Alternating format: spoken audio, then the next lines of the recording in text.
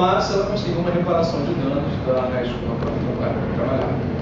Um outro caso, uma senhora americana com seus 2 filhos, ela tinha sido condenada por um crime do passado, ela cumpriu sua pena de 5 anos de reclusão, né? Quando saiu da penitenciária, ela mudou completamente sua vida, saiu da costa leste para a costa oeste americana, mudou o cabelo, lá conheceu seu marido, se casou, teve 2 filhos, e sequer o marido sabia da condenação criminal, seus filhos não sabiam, e ninguém na nova cidade que ela estava sabia. E ela sempre viveu uma vida exemplar com o esquecimento, né, e o perdão dos seus fatos passados, até que um belo dia, um dos amigos de um dos seus filhos descobriu no site americano especializado em divulgar imagens de criminosos a foto dela, né, a sua foto. E a partir daquele momento ela começou a ser execrada socialmente. Os pais dos filhos, né, com quem os seus filhos tinham amizade, passaram a não mais permitir que os filhos brincassem com os filhos dela, porque afinal de contas, quem vai querer que seu filho brinque com o filho de um criminoso, né? Tudo isso por conta dessa lembrança permanente e absoluta que a internet nos traz. Isso traz a reflexão que a situação não precisa ser assim necessariamente, porque a arquitetura da internet ela é modificável. Então nós podemos forçar a arquitetura da rede para que ela se comporte de uma forma mais humana. O aplicativo Snapchat, que muitos devem conhecer, ele parte desse pressuposto, que as fotos elas são deletáveis de imediato. Outros aplicativos já estão adotando essa possibilidade de você apagar os seus dados assim que termine o uso do aplicativo. O Marco Civil da Internet trata dessa questão no Brasil também, abordando que no final da sua relação com o prestador de serviço, o usuário tem o direito que seus dados sejam apagados e que isso seja comprovado. Não é, a meu ver, a melhor regulamentação do tema, mas foi uma tentativa no Marco Civil e é um projeto de lei de proteção dos dados pessoais em tramitação no Congresso Brasileiro. Acredito-se que esse projeto de lei, uma vez sendo aprovado, ele venha a ser mais abrangente. Nós temos no Brasil, para falar um pouco também do esquecimento online, o caso da Xuxa contra o Google, que no caso não é Super Xuxa contra o Baixo Astral, uma situação muito menos nihilista, em que a apresentadora Xuxa, conhecida como a rainha do baixinho do Brasil, vinculada ao público infantil e adolescente, ela buscava desvincular o resultado de pesquisas no Google sempre que se pesquisava as expressões Xuxa e pedofilia. Porque sempre que se buscava essas expressões, apareciam links para um filme que ela fez no ano de 1982, no qual havia uma simulação de cena de sexo entre um adulto e uma menor de idade.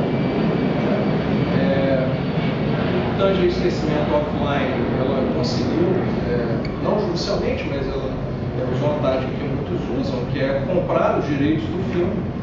Então, quando o filme seria lançado em VHS, ela comprou os direitos e pediu o lançamento, mas com a internet, as pessoas que já tinham a gravação começaram a proliferar lá na rede, e ela buscou então no Google para que existisse um apagamento amplo, geral e restrito dessas informações. Judicialmente, ela não obteve êxito. Recentemente, o Supremo Tribunal Federal negou uma reclamação por ela apresentada, alegando que ela alegava que isso seria uma violação à decisão do Supremo na DPF 130, que trata da lei de imprensa, e o Supremo entendeu que não haveria essa vinculação temática. Bom, como nós então podemos implementar o esquecimento online? Nós dependemos da arquitetura. Não basta que exista uma lei dizendo que as pessoas têm direito ao esquecimento e que os prestadores de serviço têm o dever de garantir o esquecimento da melhor maneira possível. É necessário que esses prestadores modifiquem o código das suas aplicações para favorecer a conduta do esquecimento. E esse seria um dever acessório decorrente diretamente do dever fundamental de preservação de um meio ambiente digital equilibrado, que é um meio ambiente equilibrado aquele no qual as pessoas são tratadas de maneira mais isonômica. A partir do momento que um prestador de serviço como o Facebook ou como o Google tem mais informações sobre nossas pessoas que nós temos, com certeza existe um descompasso entre essas duas pessoas, esses dois sujeitos de internet. E é por isso que, nesse contexto, nós propomos alguns critérios de implementação do direito ao esquecimento quando tratar dessa relação entre direito e arquitetura. Então, os prestadores de serviço de internet, eles deveriam, então, modificar a programação dos seus aplicativos de forma a favorecer determinadas condutas, né? Favorecer o esquecimento em diferentes esferas ou em diferentes graus, a depender de uma série de fatores. E aqui eu busco colocar 4 fatores que seriam relevantes. Esse é o ponto central da minha exposição. O primeiro fator seria a autoria da informação, ou seja, a pessoa que é o autor da informação, ela deve ter um controle maior sobre como essa informação é tratada do que a informação gerada por terceiros, né? Então, da mesma maneira que eu posto uma foto numa mídia social, eu devo ter também a habilidade de remover essa foto no momento que eu assim entender, porque aquela foto é uma projeção da minha personalidade, né? E ela é também protegida pelo direito autoral do usuário.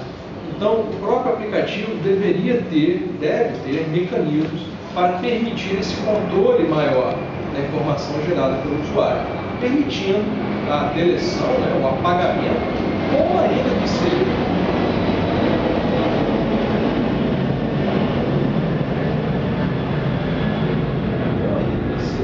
a indisponibilização temporária do conteúdo para terceiros.